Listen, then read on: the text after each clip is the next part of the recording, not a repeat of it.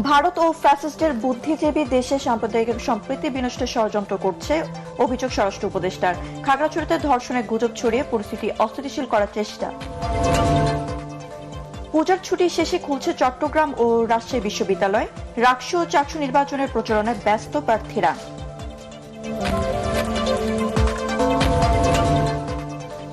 নরসিংদীর অতিরিক্ত পুলিশ সুপারের উপর চাঁদাবাজের হামলার ঘটনায় মামলা, আসামি ৩০ জন, ৭ জন গ্রেফতার।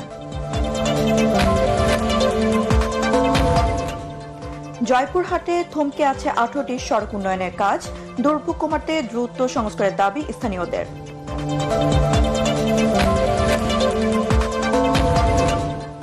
এবং ধানে পোকার আক্রমণে দিশেহারা মেহেরপুরের কৃষকরা, বালাইনাশক প্রয়োগ করেও কাজ না হওয়ার ফলন বিপর্যয়ের আশঙ্কা।